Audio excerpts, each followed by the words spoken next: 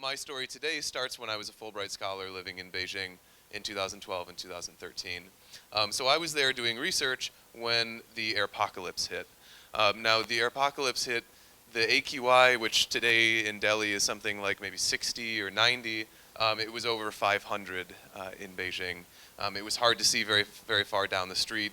And at this point, I was starting to get worried.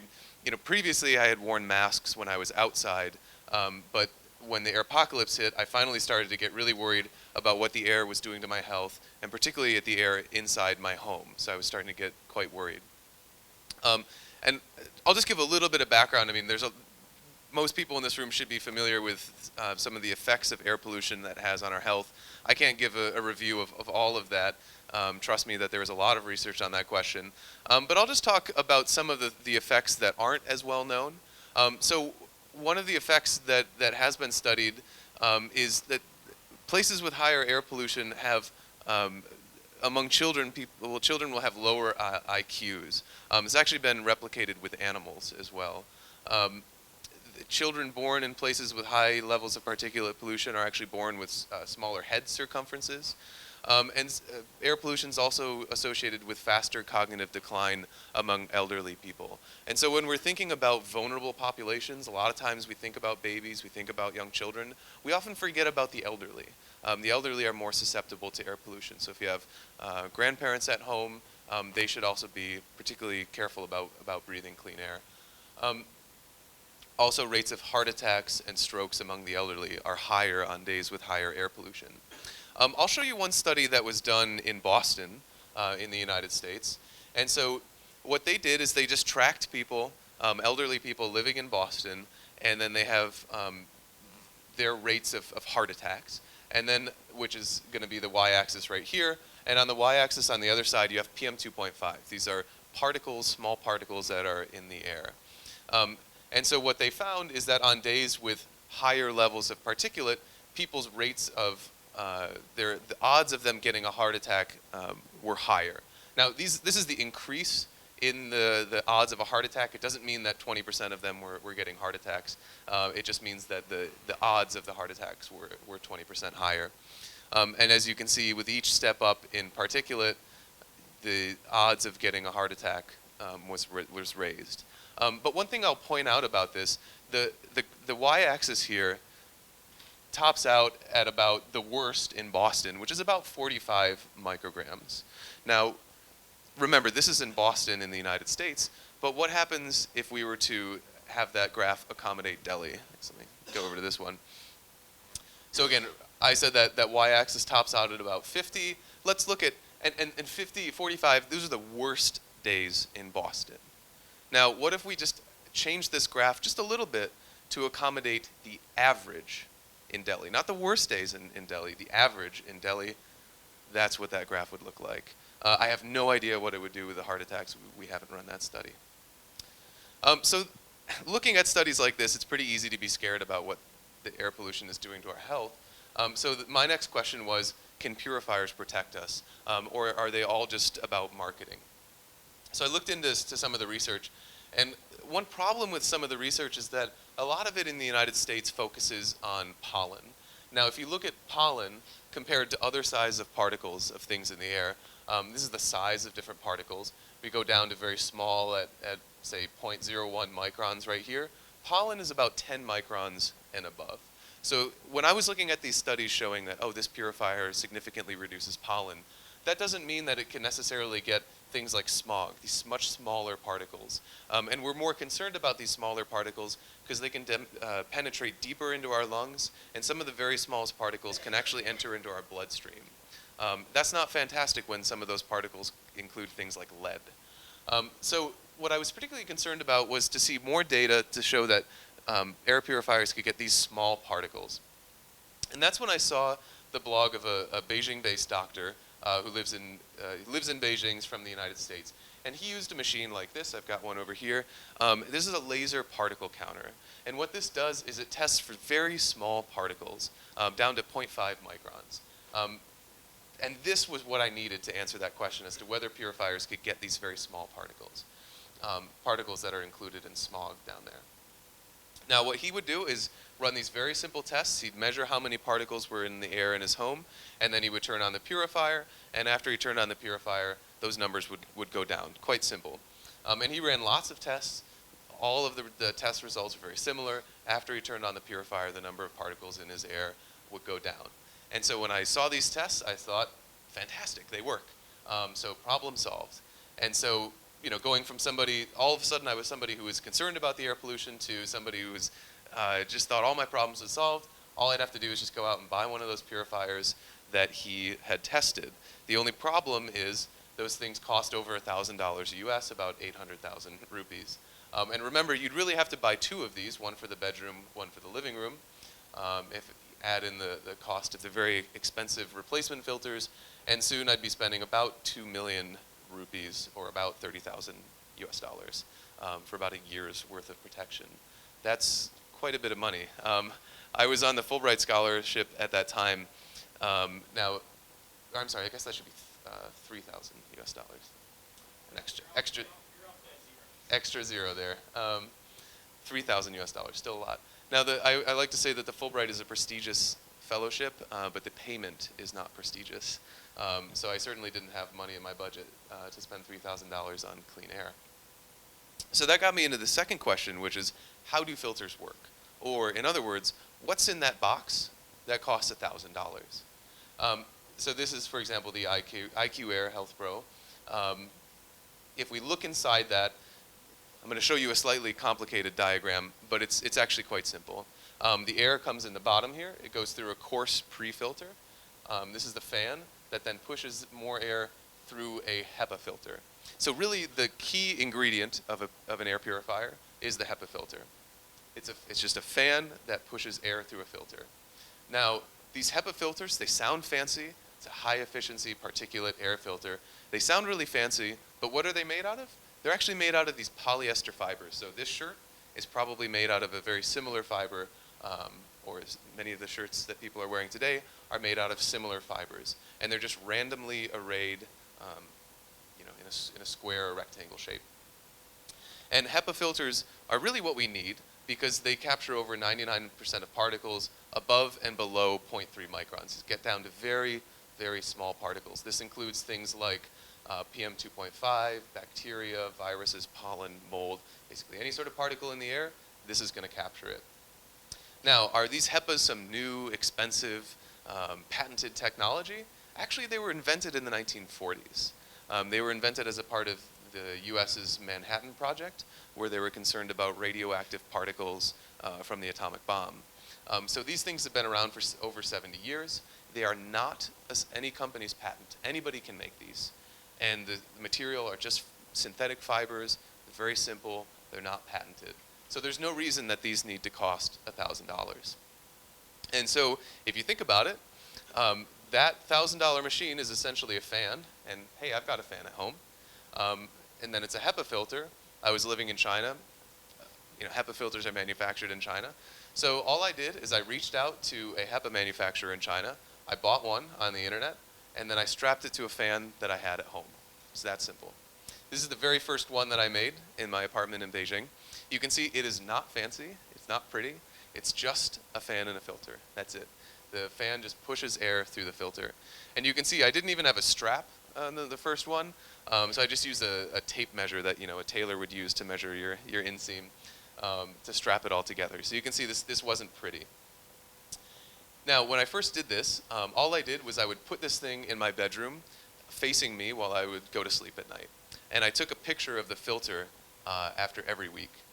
So at week 0, when I was just starting these tests, this is what the filter looked like. And actually, Jay, who helped me start Smart Air here in India, has actually brought some filters. I'm going to show you some filters of Beijing Air, but he actually has some HEPA filters that he has used here in Delhi. So this was after a single day of use, this HEPA filter right there. This is after a week of use in Delhi Air. And Jay, correct me if I'm wrong, this is about a month and a half of air in Delhi. That's pretty scary, right? And we're not talking about outdoor air here. We're talking about indoor air. So here in Beijing, things were similar.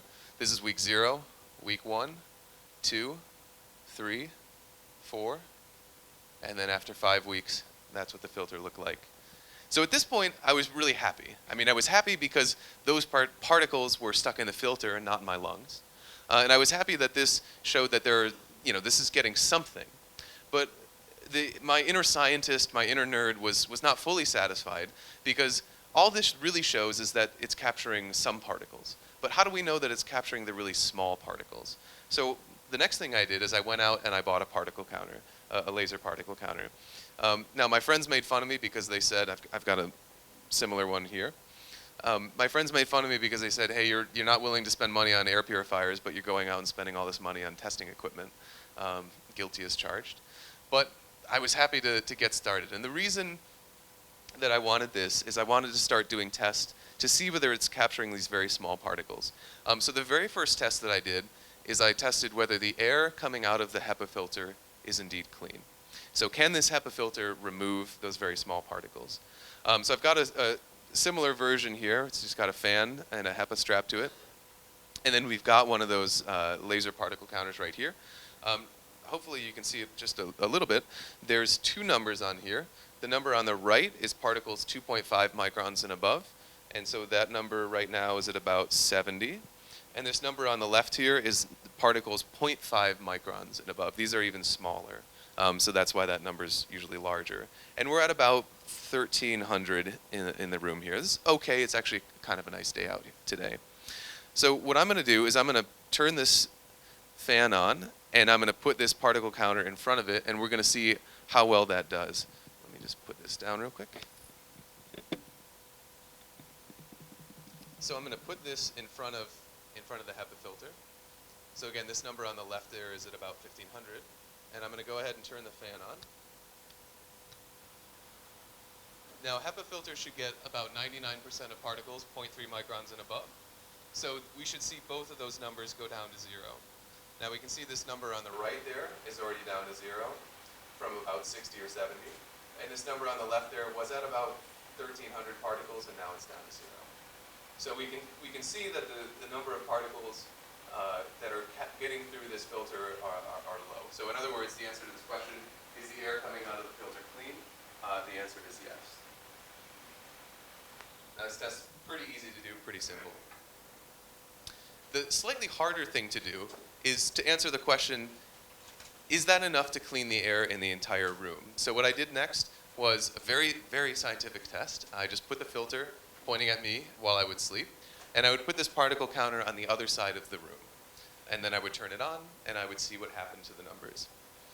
And if you look over longer term, about 8 hours, that same trend continues.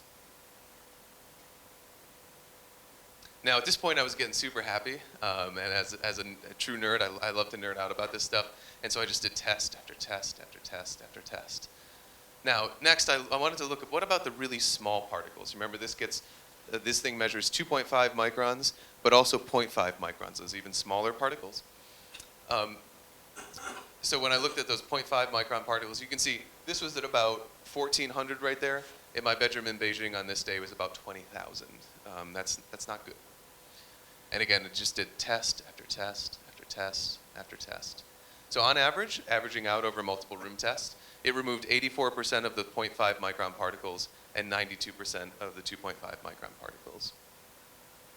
Next, I wondered, what if we use a stronger fan? So I went out and I bought every single fan that I could find in China. My only requirement is that it needed a flat front.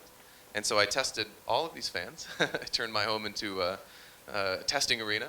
And after I got done testing all of these fans, there was one fan that came out the winner. And that was this fan right there. And I called it the Cannon.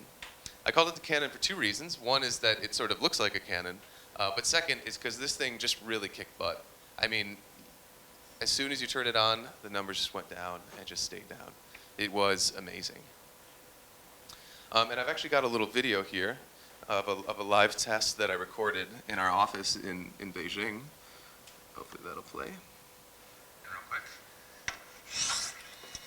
So this is me putting together the Cannon. You can see it's just me strapping a HEPA filter. We've got a sample Cannon right over there. Now this is a 40-minute test. This is shorter than the test that I've showed you before. but you can see the numbers start at about a little over 2,000, and you can see the numbers start to go down immediately. This is time lapse. It's about 40 minutes elapsed while I'm working in the office there in Beijing. So in about 45 minutes, we've gone down from over 2,000 down to about 300 particles. So that's what it looks like in action. There we go. So the next question I had is, how does that compare to the really expensive filters? So what we did were directly comparable tests. These are tests in the same room, same particle counter, and the same length of time, these overnight tests that I was showing you before. And I tested, again, the two DIYs that I've got, also the three biggest purifiers on the market in China, Blueair, Philips, and the IQ Air. I had rich friends let me borrow their expensive machines. And so as I showed you before, the original got 84% of the smaller particles, 92% of the larger particles. The Blueair was a bit better at 90 and 96%. The Philips was 93 and 96%. The IQ Air is 91 and 95%. And the Canon removed just as much particulate as these expensive machines. Now, if I can say there's one favorite graph that I have on this entire thing, it's to overlay on top of what you just saw the cost of these different machines. And I've translated that into rupees. So again, we've got the effectiveness here, and I'm just going to lay the price on top of that. Sort of speaks for itself. The one thing that I particularly like, I mean, obviously the DIY there is just ridiculously cheaper than the other ones. But even among the major brands, it is not the case that the most expensive machine is removing the most particulate from your room. In fact, it's actually the cheapest machine that did the best in these tests. Put another way, for one IQ Air, you could fill your home with these originals. Not that I'm recommending that you do that. Or even for the cost of just the replacement filters alone, you could, again, essentially fill your home with these simple filters. So after I did this, I had several friends who told me that I should not tell anybody about this. I should use this information to get rich. And I said, no, I'm a PhD student. I've got a day job. I was happy to put this information out there. So I published how to do it. I published all my test data on a Tumblr, because Tumblr's not blocked in China, that I called Particle Counting. I also published this in Chinese. And after I started publishing this stuff, people told me, oh, hey, all that stuff's awesome, but I can't find the right fan, or I don't want to build it, or which HEPAs are trustworthy. Unless you have one of these machines, how do you know that the HEPA that you're getting is actually real? And so I started hosting workshops where I would get people together. We'd build them together. I'd show them how to do it, and we'd test them on the spot there, again, with the particle counter. And I also started a website called smartairfilters.com. And at this website, we would ship these simple purifiers to people who didn't want to build them themselves. We also have an India website that we launched recently, smartairfilters.com/IN. Now, that original that I showed you, the very first machine that I made and tested in my bedroom, that HEPA filter cost me 110 RMB, or about 1,100 rupees. But because we order in bulk, we were actually able to get the price lower, under 1,000 rupees here in India. So that original runs us 200 RMB in China, about 3,000 rupees here in India. The Canon's a bit more expensive because the fan is stronger, a little over 8,000 rupees. Now, a couple of frequently asked questions about these DIYs, about how to use them. People often ask, how big of a room do these clean? The small one, obviously having a smaller fan, is suitable for smaller rooms, about 15 meters squared. It's most small to mid-sized bedrooms. The Canon is suitable for larger, usually say about 30 meters squared, perhaps up to 40 meters. How loud is it? This is the original, the Canon, compared to all of those expensive purifiers. So about the same. These are, not quiet. Anytime you're moving air through a filter, it's going to create noise. But it's roughly comparable. Another question I got was, how often should I change the filter? And I was tempted because a lot of companies just tell you, 6 months. Or they give you just a really nice sounding round number. But I've always wondered about those numbers that air purifier companies give you. Because where do those numbers come from? If a company that's based in Switzerland is telling you you can use it for 6 months, is that Beijing Air? Is that Delhi Air? If it lasts 6 months in Switzerland, Is it really going to last 6 months in Delhi? I'm a bit wary of that. And is that 6 months at 24 hours a day? Is that 8 hours a day? The numbers seem a bit vague to me. So what I wanted to do is test this empirically. And so a friend of mine who helped me start the company, Gus, just ran these longevity tests. So again, we'd have the DIY filter, particle counter on the other side of the room, and we just test this every single day. So a test would look like this. These are the different numbers of particles in Gus's bedroom before he turned the filter on, after he turned the filter on, and then after he turned it off again. And so we ran this test for 200 days. All of this data is publicly available. You can download it and see exactly how clean the air was in Gus's room, also what time he went to bed and what time he woke up every morning, if you're curious. And all of these days are available online, so it's just test after test after test after test, all 200 days. And after all of that test, that's what the HEPA filter looked like, similar to this filter here in Delhi. And what I'm going to show you here is the average of each 10 days. So this is the average of the first 10 days, and this is the reductions in the 0.5 micron particles that I showed you before, the smaller particles. So this is after 10 days, 20 days, 30 days, 40, 50, 60, 70, 80, 90, 100. Looks like there might be about a 5% drop on average there. 110, 120, 130, 140. Looks like there's another drop there.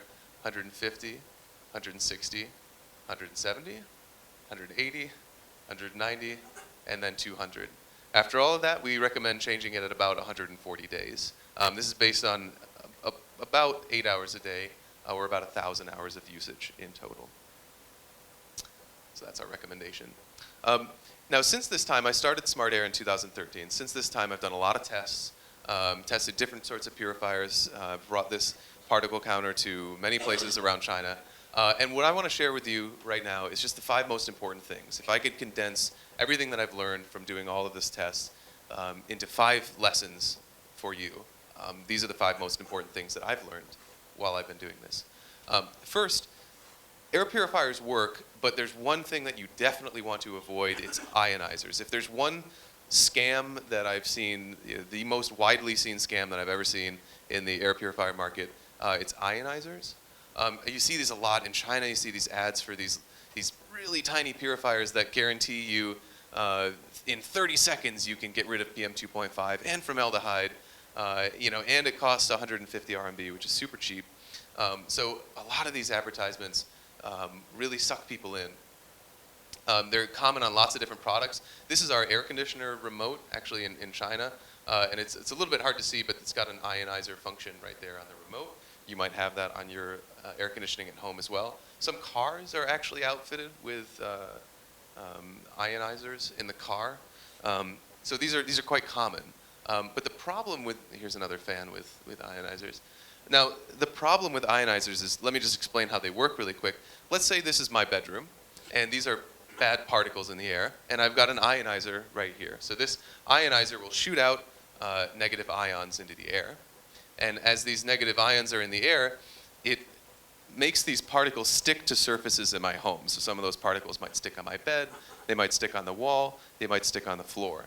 Now, you might have already conceived of the problem with that. The problem with that is we haven't actually filtered these particles out of the air. We've just made them stick to surfaces in our home, right? So when Thomas comes home, let's say Thomas sits down on the bed, and that knocks those particles back up into the air and allows us to breathe them. So the first problem is touching those surfaces are going to re-release those particles. The second problem is that heavy amounts of ions will actually create ozone, which is an air pollutant. So not great. So if I can condense that down into one point, I would avoid ionizers. Second question I get a lot is, which is cleaner, indoor air or outdoor air? The question is important when you consider sort of lifestyle questions. So this is my friend Kai. He lives in Beijing, and he looks like Van Gogh, as you can see. Now, Kai likes to work out like I do, but he has different options. He could work out indoors, for example, playing badminton, or he could work out outdoors, like playing basketball here, outside in Beijing. Now, if Kai wants to protect his health, which one of these should he do? I actually talked with part of this question comes from me actually talking to Kai and him saying, well, it doesn't matter because it's, the air that's indoors comes from outdoors anyway, right? So it's just the same, right? So what I did is I went and I tested rooms all around Beijing, also Shanghai, and none of these rooms have a purifier in there. So I'm just testing unpurified indoor air and outdoor air. And my simple question was, are particle counts lower than outdoor air? These are different locations that I've tested around Beijing. This red line here is the number of particles that were in outdoor air, so I just made that 100%. And these are different areas around Beijing. These are homes, cafes, Starbucks, my gym, which I was not happy to see how bad the air was inside my gym. But as you can see, across the board, indoor air, even though none of these places are using purifiers, indoor air is on average cleaner than outdoor air. On average, it's between about 50 and 60% of outdoor air if you do nothing. Now, this is important because if on days where air pollution is bad, it's best to work out indoors. These are pictures, by the way, from the Beijing Marathon. I'm a runner, and the idea of running a marathon in Beijing is just mind-boggling to me. Second, if given the option, I'd rather sit inside in restaurants and cafes, particularly when the air is bad. When you're at home, you're going to want to close your windows and your doors. Obvious exceptions to this are if people are smoking, people are cooking, and if you have recent remodeling or new furniture, if you have that sort of remodeling smell in the air, that's when indoor air could be as bad as outdoor air. Second, people ask me if they need to run the purifier 24/7. In fact, some companies, this is Allen Air, on their website they say, we recommend that you run your purifiers 24 hours a day.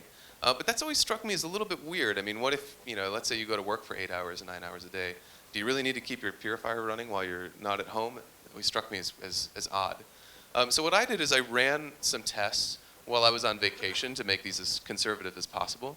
And I would put the Canon inside my bedroom and have it turn on using a timer for 2 hours every day.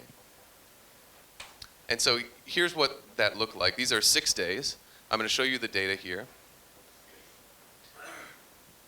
So this is about 24 hours in Beijing. You can see when the Canon turned on and then when it turned off using the timer. So my conclusion from that is it's okay to turn your purifier on when you get home. You don't need to leave it on if you're going to be home or away from home for 8 hours, no reason to waste your filter or your energy. It's okay to turn it on when you get home. Second, I had a lot of people email me and ask if they can turn it off at night. So for example, somebody emailed me and said, hey, I want to turn it on for a while to clean the air, and then I'm going to turn it off when I go to bed. Is that okay?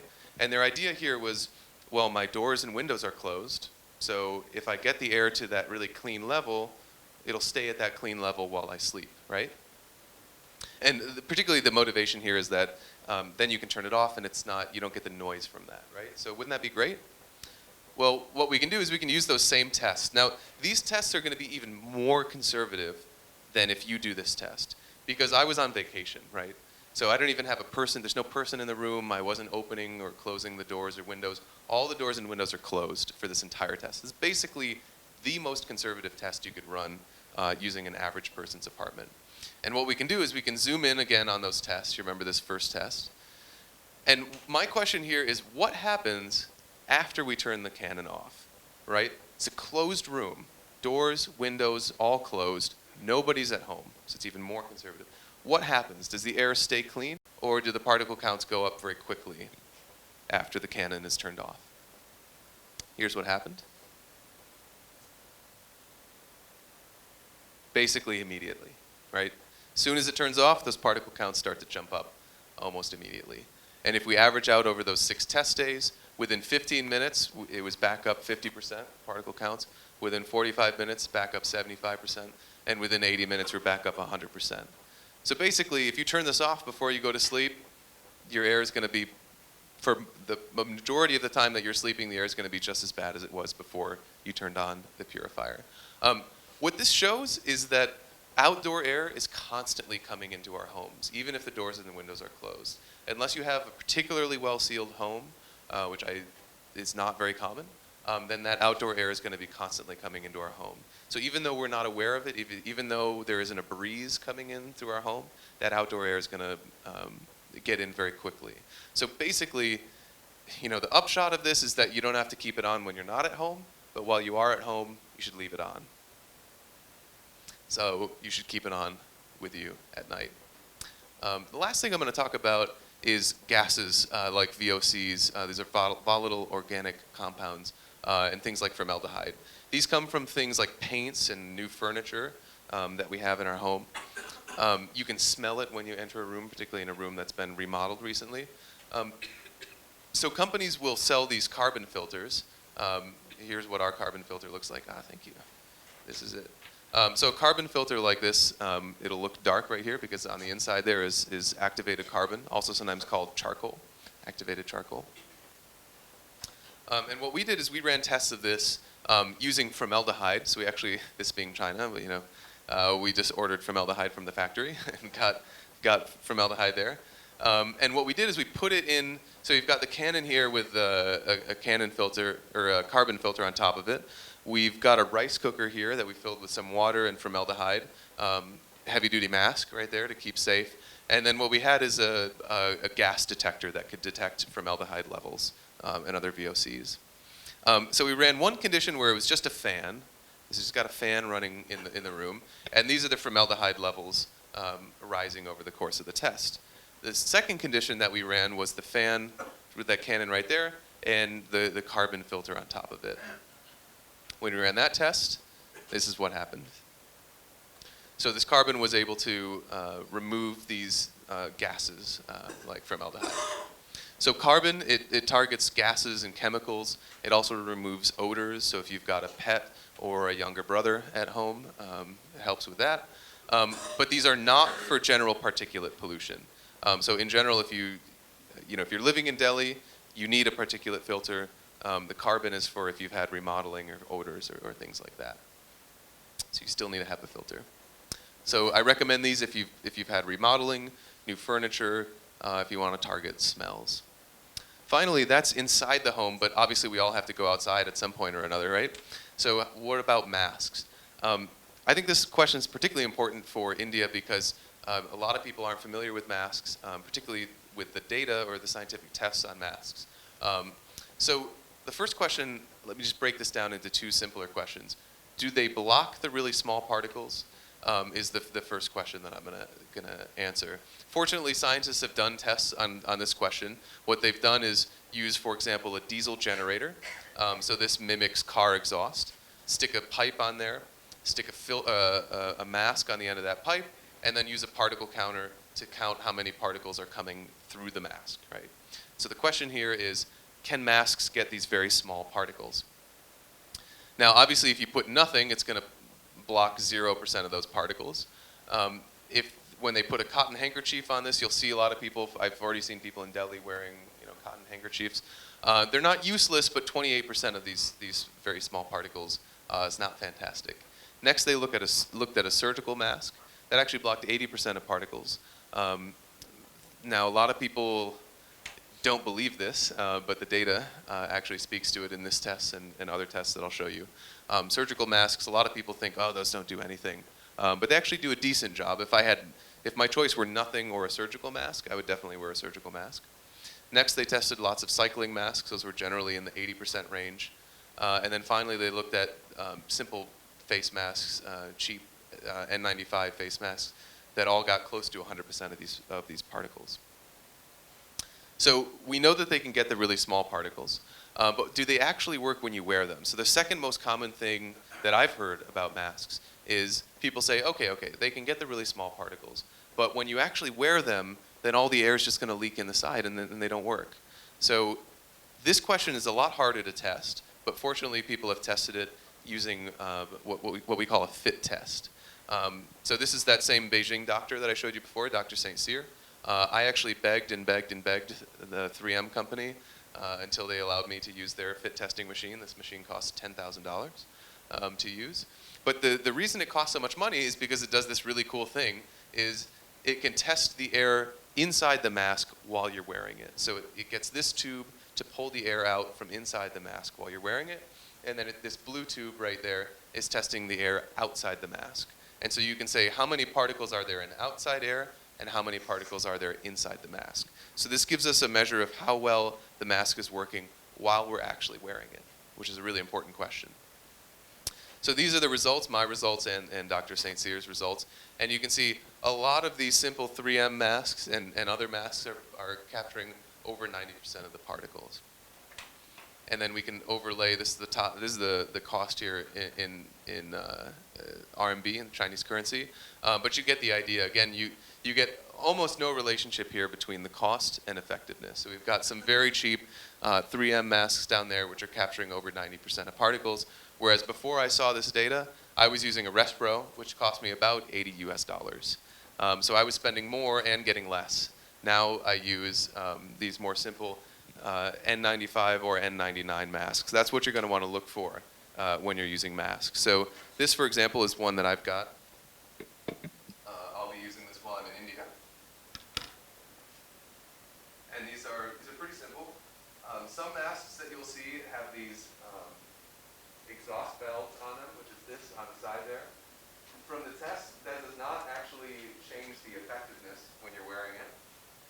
All that does is it allows you to breathe a little bit easier. It's a little bit easier to breathe when you've got that on. Now, when you're wearing a mask like this, the most important thing you're going to want to know to do is that there's a metal band right here. You're going to want to make sure that that fits around your nose so that you've got a good seal. Now, we can't all go use this $10,000 machine to do this test. So one quick and easy way to do this when you're, if you don't have this machine, one way that you can do this is get the mask on, make sure it fits well. You're going to want to put one of these straps below your ears, one of these straps above your ears like that. And then what you can do is make sure it's on right, and then breathe in very deeply, like this. So, like that. And when you're breathing like that, what you're going to want to look for is to see if you can feel any sort of cool air through here or maybe through here. If you can feel a sort of a little breeze through here, that means air is leaking. If you can't feel anything, then chances are you've got a pretty good fit there. So wearing a mask like that is going to protect you from particulate while you're outdoors. And I think people find that those are surprisingly comfortable. Obviously, it's not like breathing without a mask, but it's nicer than breathing in all that pollution. So this is one of the ones that in China costs less than $1, and it scored 97% on fit effectiveness. This one is an N99. It's a bit more expensive. That 99 means that it gets 99% of particles, 0.3 microns and above. But if you look for an N95 or an N99, that's what you're going to want. 3M makes these masks, but lots of other people also make those masks. You're really just going to want to look for those certifications for the N99 or N95. So the conclusion there is masks are effective. So if anybody tries to tell you they don't get the small particles or they don't actually work when you wear them, tell them that you've actually seen the data. Get more people wearing masks, hopefully. So thank you for listening. Shoot me an email if you have any questions. You can also email the SmartAir team at smartairfilters@gmail.com. Check out our website, and all of the test data and way more test data than you'd ever want to see is available on my blog here, particlecounting.tumblr.com. You can also check us out on Facebook to see any events or workshops that we're going to hold in the future. And thanks again for the UChicago Center for hosting. Thank you very much.